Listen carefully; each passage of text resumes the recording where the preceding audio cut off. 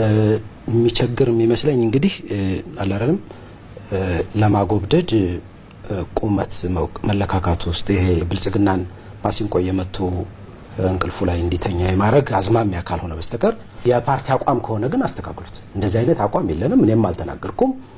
አይፈቅድም፣ አውዱ አይፈቅድም፣ ሁኔታው አይፈቅድም ነው። ይህን ያህል ጭንቅ በቃ ምንድነው? እኔ ለምሳሌ በዚህ ጊዜ ብልጽግና ታድሎ ተቃዋሚ ኖሮት እና ከተረከቡት በደስታ ነው መስጠት ያለበት። እንደውኛ ማንረከብም ይሄን እንደዚህ አቦካችሁትን እንትን አንረከብም ብለን ልንሸሻቸው እንደውም ሊለምኑ ነው እኮ የሚገባ። ምንድነው ይሄን ያህል በቃ የሞት ሽረት አድርጎ ፓርላማና ምክር ቤት? እኔ ግርማ ካለው ትንሽ ለየት ምለው 3-4 ወንበሮችን ለቆ ምናምን አለው በዚህ ጉዳይ ላይ በዚህ በቀጥታ ለዚህ ሀገር መድኑ ምርጫ ሳይሆን የሽግግር መንግስት ማቋቋም ወይም ደግሞ ሌላ አማራጭ ነው። በሁለት መንገድ ልመልሰው። ዋን እንደ አቋም እኔንም እዚህ አገኘኝ ትብብር ለኢትዮጵያ አንድነትንም ከአንድ ፓርቲ ይልቅ 4-5 ብንሆን 10 ብንሆን ወደ አንድ ብንሰባሰብ የተሻለ ነው ብለን በዛ መንገድ የተዋቀር ነው። የሀገር ያለፉት 3000 ዓመታት አብዛኛው የኢትዮጵያ ታሪክ የጦርነት ታሪክ ነው። ከዛ ወጣ እንበልና ሰላማዊ የስልጣን ሽግግር ይደረግ የሚለው ላይ በጣም ጽኑ አቋም ነው ያለን። ይሄ ነገር ቅድም ያልኩት ሁለተኛው መንገድ ደግሞ ለምሳሌ is something personal ማለት በጣም በርካታ ትውልድ ነው ያጣነው። ከዛ በፊት ያለውን እና በዘመነ መሳፍንት ከዛ በፊት የነበረውን በኢትዮጵያ ታሪክ ያጣነውን እና በ60ዎቹ እንኳን ያጣነው ትውልድ ክሬሙን ትውልድ ነው አይደለም። በስልጣን ለማሸጋገር ነው አይደል? ሌላ ምንም ነገር የለው።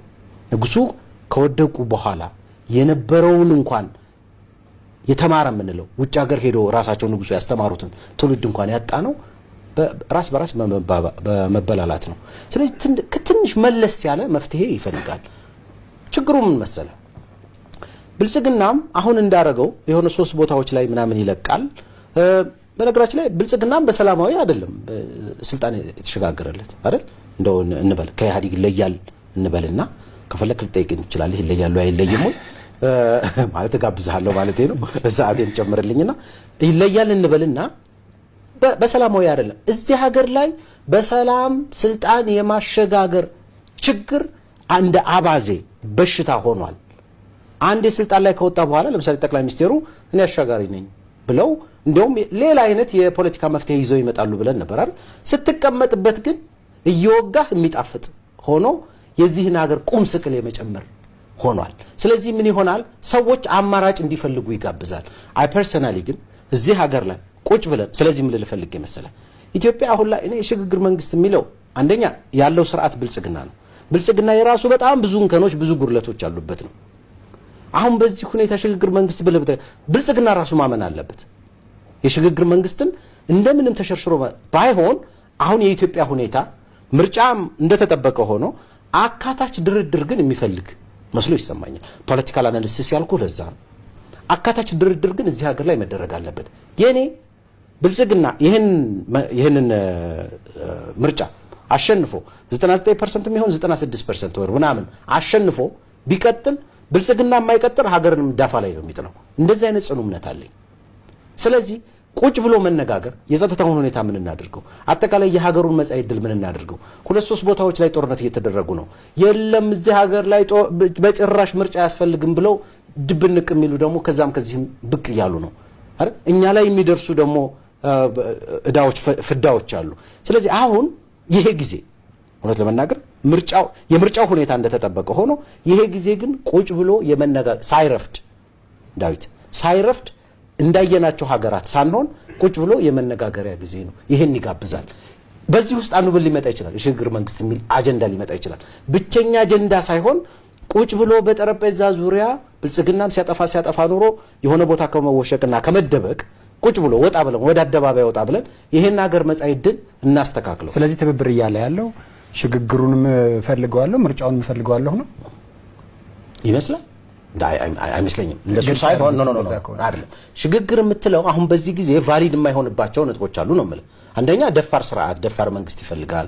ሁለተኛ ራሱ ብልጽግና ማመን አለበት።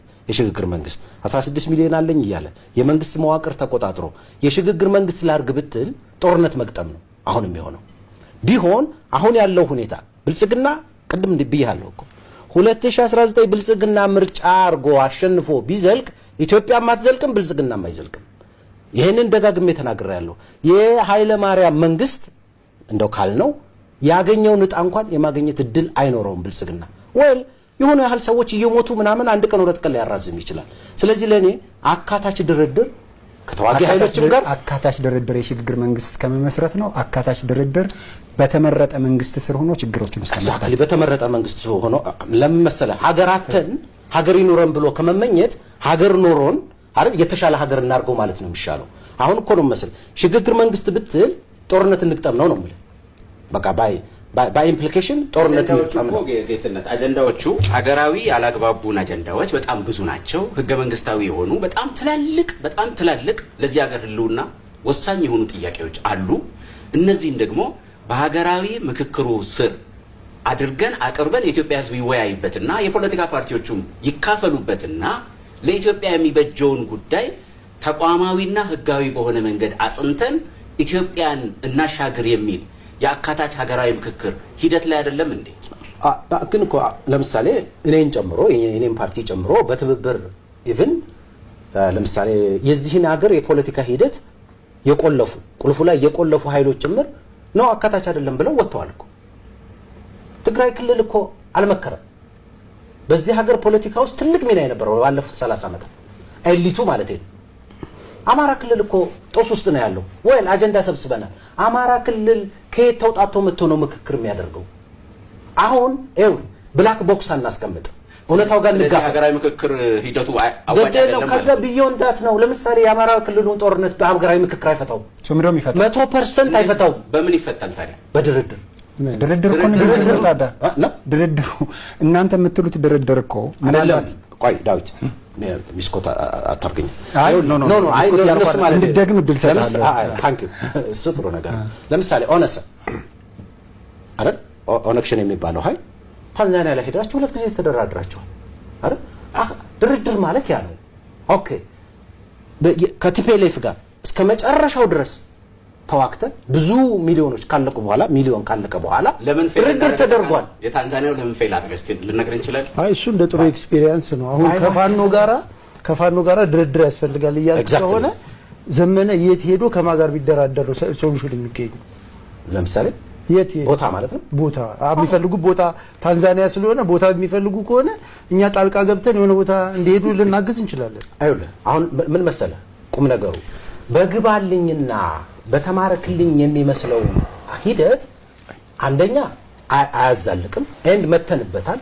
በጣም በርካታ ከግራም ከቀኝም እየወደቀ ነው። አባትና ልጅ የሚዋጉ ብልጽግና መንግስት ግባልኝና ተማርከህና ነው የምትሉት ወይስ በመረጣችሁትና በየትም ቦታ እንደራደር ነው የምትሉት? በፍጹም የኛ መንገድ አንደ